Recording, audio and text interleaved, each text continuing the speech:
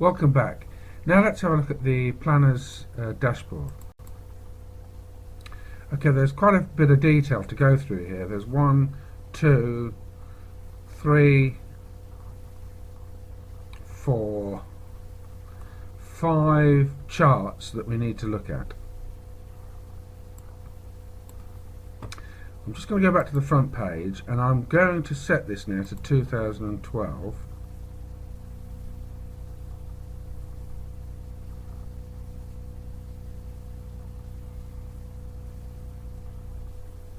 And you'll now see that the yellow area has changed, and we'll select week 10.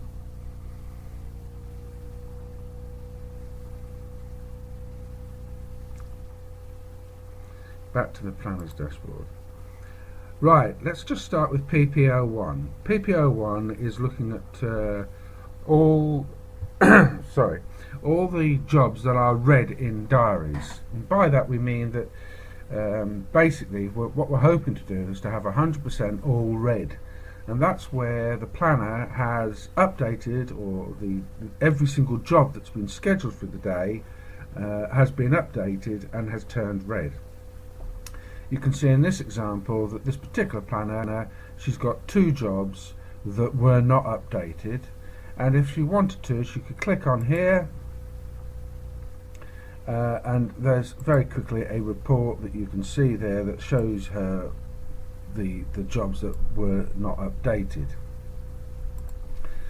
That's useful because we had an instance with this particular planner where subcontractors were not feeding back information, and if you look at the monthly performance chart, she was quite low some time ago, 92%, and it was when we then approached the subcontractors and told them how they need to communicate with the planner that there was some rapid improvement in that performance. If you was to look at another planner, and he's got 100%. Okay, PPO2, priority of scheduled jobs. This is very important because it's showing us the priorities of jobs as they come into Opti-time, and planners should use this information to reserve space, in particular for emergencies. So in this example, joiners need to have at least 18% reserved buffer space as a trend, so that they can cope with emergencies on the day. And again, in the monthly chart, if we look, we've got it going down to 16% from this point at 18%. So as we move into spring, things are improving. Let's have a look at gas engineers. You can see 58%, but things are actually improving. If we look on the monthly chart, 51% there. It shot up to 61% in February. I think we had some cold weather then, but generally you would expect the gas engineers to have at least 50% of emergencies during the winter or the heating season period. As I say, very useful information. PPO3 is looking at the jobs that come into Opti-time and what jobs are being flagged. And flagged means that the jobs have been that they haven't been scheduled, and the planner is going to print the ticket off and give it to somebody else, or it could actually mean that these are confirmation orders. We need to monitor this though, because anything that's flagged means that it's not being scheduled in a diary, and if it's not scheduled into diary, we've lost sight of what happens to that job. It's useful though to have this information, and again to have another report here that we can use to look at what jobs were flagged, so that we can see what's been happening. And you can see that a lot of these were actually for voids, and that means that those particular jobs shouldn't really be coming into the Opti-time diary, and you could have a word with the IT department to prevent that.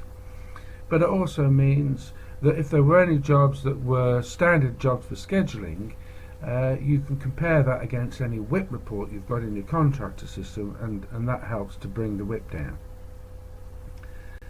The second part of this PPO3 is looking at two different time bands.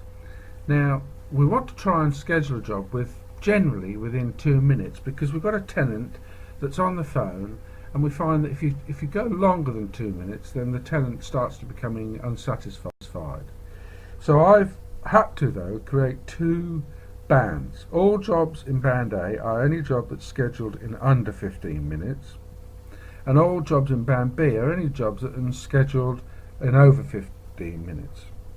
And I've done this because some jobs that come into the interface will take longer than 15 minutes. Perhaps that will be emergencies, or it could be that they are waiting materials, or that they've come in at last thing on a Friday night and the planner won't be back in until Monday to schedule them. And so what I want to try and achieve there is that eventually band B will become a lot smaller than band A, and hopefully band A will be at least 80% of all the jobs. I then look over here in this area at band A's performance, and you can see that for 5 and 7 day priorities, we're scheduling within 1.92 minutes. And that's good because it's under the 2 minutes, and it means that resources are available. Now, if that was, say, around 8 minutes, we're then getting to a situation where the inquiry staff would start to pass the work to the planners to schedule, because they haven't got the time whilst the tenant's on the phone, and this creates a lot more work for the planner. So the planner can prevent this by monitoring these sort of figures, and then if it starts to rise, they need to go into their diaries and free up space and make more operatives available, or open up for Saturday working, etc. If I was to look at 2 hour and 24 hours, you'll see it's around 7 minutes here, and I'd expect that. But worryingly, a lot of the urgent work is being flagged, and we need to ask why. And I say you can run a report and have a look at that, but you should be trying to get it into the diaries. Okay, PPO4 is a breakdown of all jobs and whether they were appointed or floating or non-appointments. These are non-appointments over here, and by non-appointments that includes those emergencies. That also includes where perhaps they've got to meet a housing officer on site at a specific time and they've restricted the job between 11 and 12, for example. That's actually not an official appointment slot. Also, we're measuring their success on appointments, and so what we want to do here is to see if they're meeting all the appointments that were offered. Now, in this particular organisation, if they contact the tenant and inform them that they're going to move the appointment, they can performance manage their made and kept against the new appointment that was arranged. So you would expect that to be 100%. But we can also see here what the proportion of appointments are. 39% are all-day appointments that have been offered, 36% are AM appointments, and so on. And there's a little table or pie chart to show you that. But getting back to these appointments, given that we know that people move them about, we need to see what people are actually doing, and that's why I've created this PPO5, because PPO5 looks at who's moving the appointments. So if I was to go to this planner, for instance, you can see that the planner on all-day appointments, these are the quantities. So there were actually 26 appointments that were moved, and on AM appointments 25% were moved by the planner and 75% were moved by the tenant at their request. And there's a little bar chart that shows you that. It also shows at the bottom here the appointments that are moved. So nearly 11% of all day appointments are moved, and in this case for this planner, that means most movement will be in all day appointments. I can look at a different planner, and this gas engineer's diaries, most PM appointments are moved. Finally, we're looking at performance on target date, or due date as some people call it. There's two charts at the top here. 11 were failed, and at the bottom here there's a breakdown of those 11, 6 of which were 24-hour jobs. And on this side it's a simple percentage chart. So that 11 that failed represented 3.6% of jobs that failed to meet their target date for this particular planner. If you look at another planner, actually it was 10%, and he had the biggest problem with 24-hour jobs. And again, this is the gas diary, and this can happen.